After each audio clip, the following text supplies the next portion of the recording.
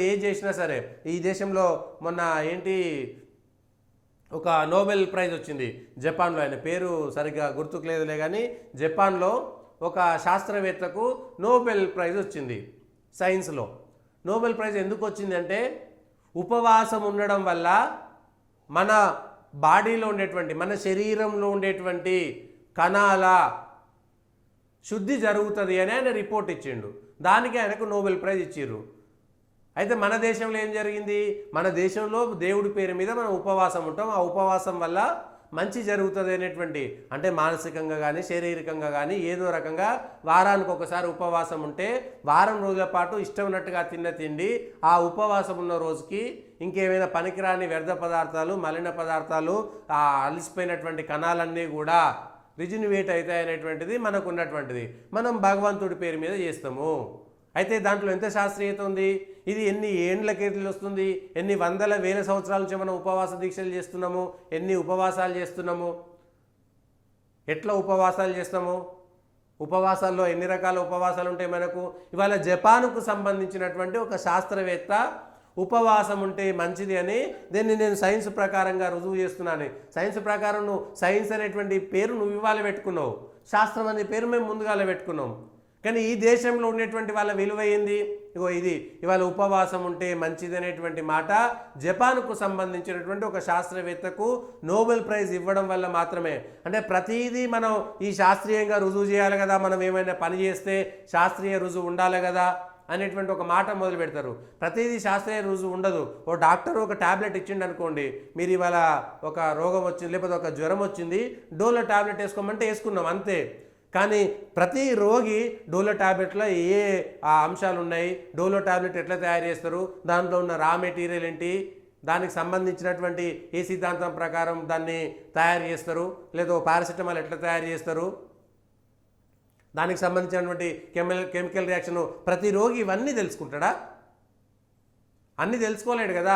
ఒక డాక్టర్ చెప్తాడు, ఆ డాక్టర్ మీద నమ్మకంతో రోగి ట్యాబ్లెట్ వేసుకుంటాడు. అట్లనే మన పురాణాలకు సంబంధించి మన చరిత్రలో అనేక మంది ఋషుల పేరు మీద ఉన్నటువంటి శాస్త్రవేత్తలంతా కూడా ఇట్లాంటి విజ్ఞానాన్ని అందించి అది ప్రజలకు చెప్పారు. ఇగో మీరు వారానికి ఒకసారి ఉపవాసం ఉండురి, మీ ఒంటికి మంచిది, ఆరోగ్యానికి మంచిది.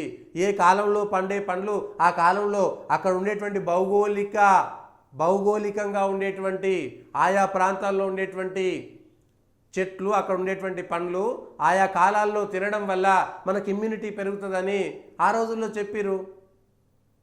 అట్లా కాదు ఇట్లనే ఉండాలి, ఇట్లా కాదు అట్లనే ఉండాలని శాస్త్రీయ రుజువులు ఎప్పుడు వస్తాయంటే ఇట్లనే వస్తాయి. ఇట్లా వేరే తోడు ఎవడో దేశం వాడు ఈ దేశానికి సంబంధించి దోసుకుపోయి సున్నా కనిపెట్టినాక ఇంకోడో చెప్పేసి, ఐన్స్టీనే చెప్పిండు భారతదేశంలో ఉన్నటువంటి విజ్ఞానాన్ని సరిగ్గా వాళ్ళు వాడట్లేదు అని. సరిగ్గా వాడకపోవడానికి కారణం ఏంటంటే ఈ దేశం మీద ఇంకెవడో దాడులు చేసి ఈ దేశ విజ్ఞానాన్ని, ఆ వైజ్ఞానాన్ని మొత్తం దోచేసి అది తప్పని వాళ్ళు చెప్పింది వినాలి కాబట్టి మనకే సొంత శక్తి ఉంటే ఇబ్బంది అవుతుందని మనకి ఇబ్బంది పెట్టినటువంటి మాట వాస్తవము. అందుకే వాళ్ళ ఉపవాసం మీద రీసెంట్గా వచ్చింది, ఎవరైనా గూగుల్ కొడితే వచ్చేస్తుంది. ఎవరు అయినా ఏం శాస్త్రవేత్త, జపాన్ నోబెల్ ప్రైజ్ రీసెంట్గా వచ్చినటువంటి గ్రహీత, పేరు అక్కర్లేదు మనకు కానీ చెప్తున్నాను విషయము. అట్లనే ఎండన్బర్గో బీబీసీడో ఎవడో అమెరికా వాడు చెప్తే మన దేశం మీద మన గొప్పతనం మనం నేర్చుకోవాల్సినటువంటి అవసరం లేదు, గొప్ప ఇంకోడో చెప్పాలి.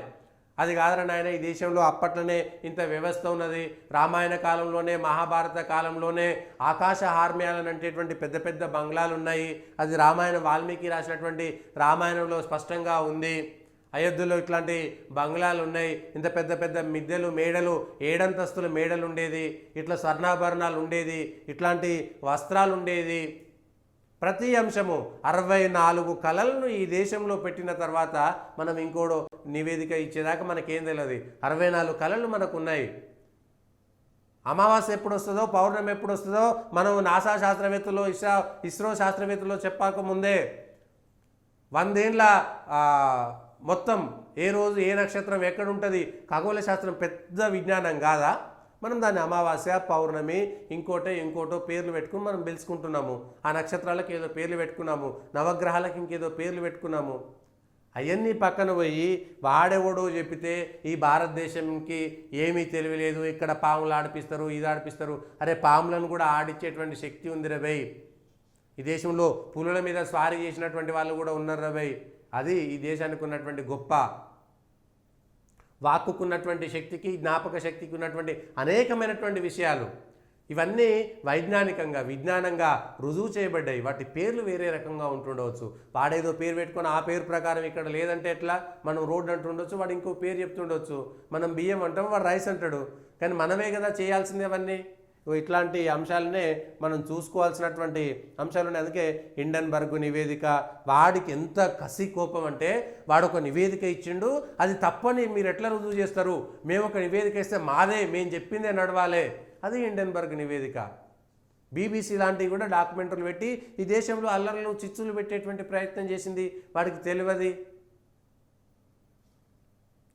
అది జరిగేటువంటి అంశము. మరి అంతకంటే మనం ఇంకేం చెప్తాంలే కానీ